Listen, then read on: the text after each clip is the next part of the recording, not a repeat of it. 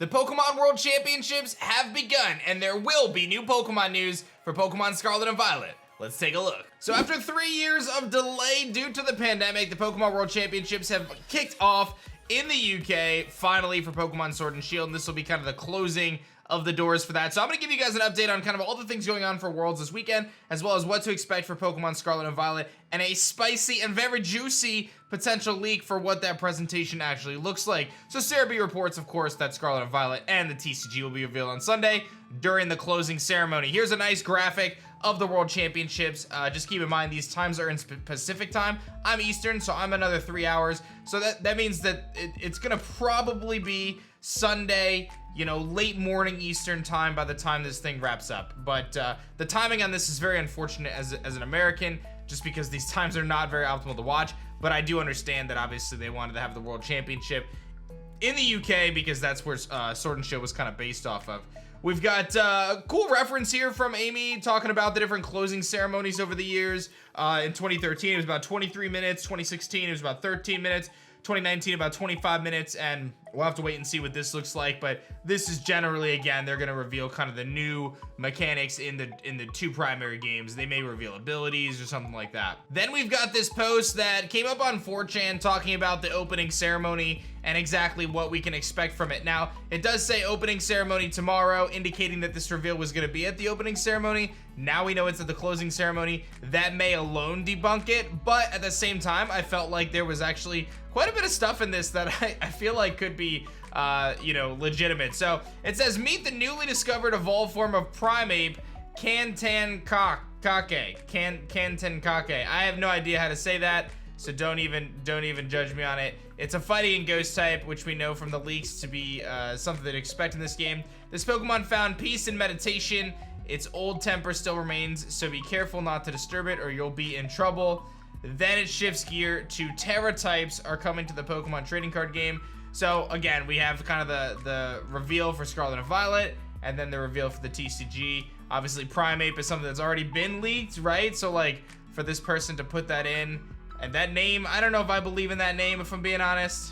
Kantankake, I don't know. I don't know about that. So the term cantankerous means bad temper, argumentative, and uncooperative. A crusty, cantankerous old man. I actually did not know that word, so maybe it's cantankake?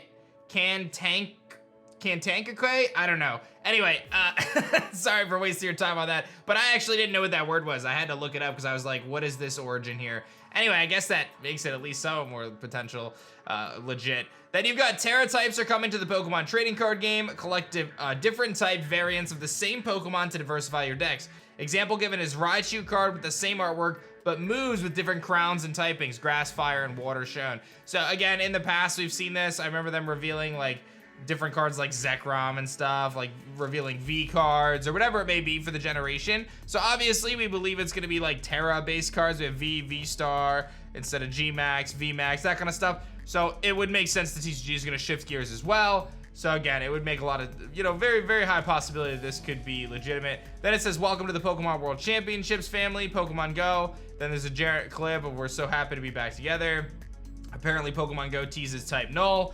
And then they say the mythical Pokemon Mew joins the fight in Pokemon Unite. Use Mew's synchronized passive ability to increase the movement speed of you and your allies after using moves. Mew can attack in a variety of different ways thanks to its expansive moveset. So that is already leaked. Like Mew being in Unite is already leaked, and its expansive moveset is already leaked, and all that stuff. So anyway, regardless, it seems as though this could very much so be legitimate. It did get the timing wrong, but at the same time, they're pulling a lot of information that's already leaked from other sources. So I wouldn't hold too true to this, but I do think we're gonna get obviously something in the closing ceremonies, and it could be new abilities, new Pokemon.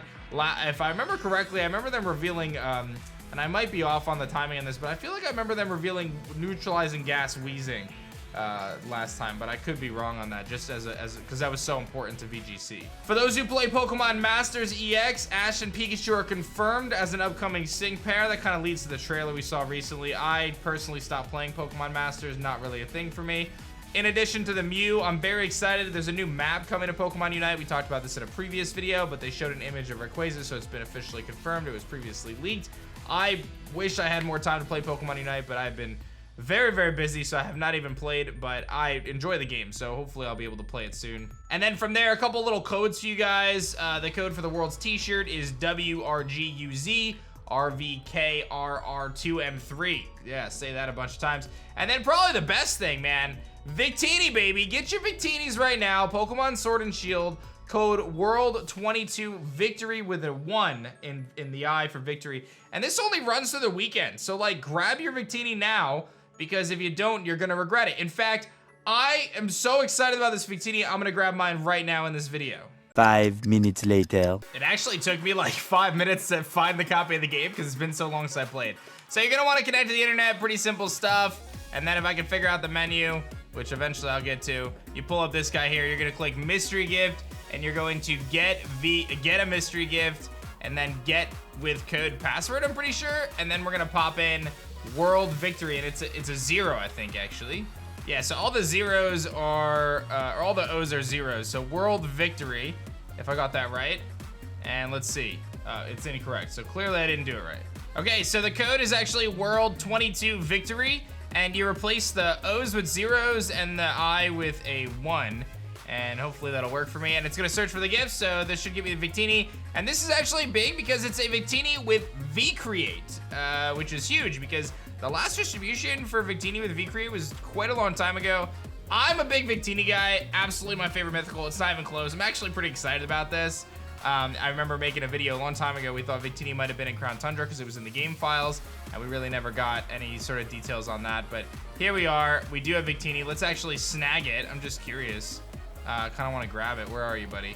And there it is. It is a Victini. Mine actually is a Brave Nature, which is kind of sick. Brave Nature has a Starf Berry, and it obviously has V-Create, which is a very powerful move. The reason why it's so good is basically it's 180 base power fire move, so it's so good. Let's just grab the animation of that too, because I think that'll be kind of sick. And this poor Squelbet is gonna be the you know, the receiving end of a V-Create here. This is pretty hype. I have not played Sword and Shield in a really long time, but I'm definitely excited to watch this World Championship. Here is V-Create, one of my favorite moves in the game. Beautiful animation, obviously. V for victory, baby.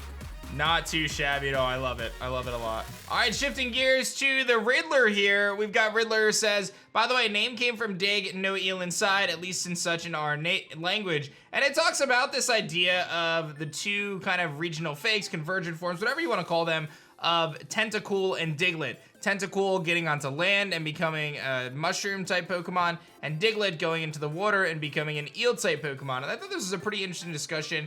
But he's actually predicting that the English name could be Digleel. So instead of Diglett, it's Digleel, because it's like a little eel dude. But he says English is relatively catchy to play with words. Ours keeps the same pattern, so he kind of describes what this new Diglett Pokemon is in terms of, you know, its naming and things of that nature. But everything continues to point towards Diglett becoming this, you know, water form and whatever else. Then goes on to say that Paldea is a region full of form-like new mons that take up a ton of deck slots, and I'm shocked that there's no waves of criticism on developers being lazy, abusing models, or reusing, or lacking creativity.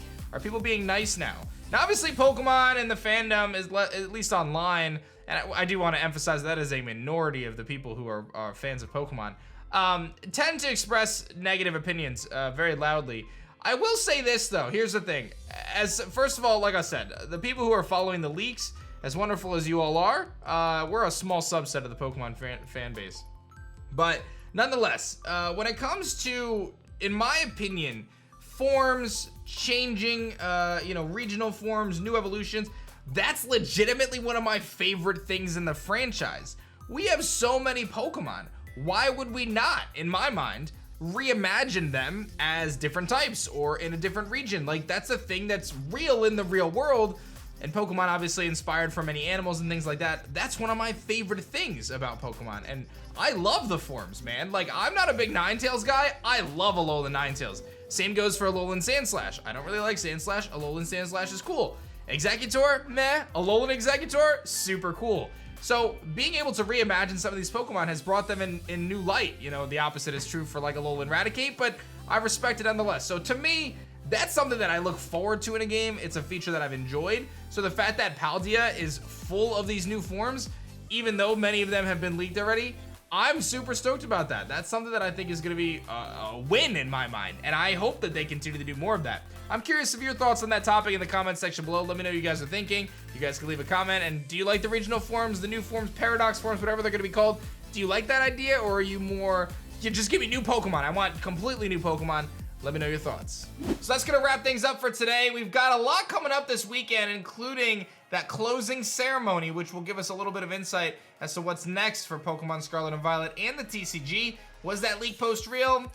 I wouldn't count on it, but it could have had some things right. We'll wait and see. Time will tell. Stay tuned to the channel. Make sure you guys like and subscribe if you guys enjoy. And let me know your thoughts on the different evolutions, regional forms, and things like that. I'll see you guys on the next one. Peace.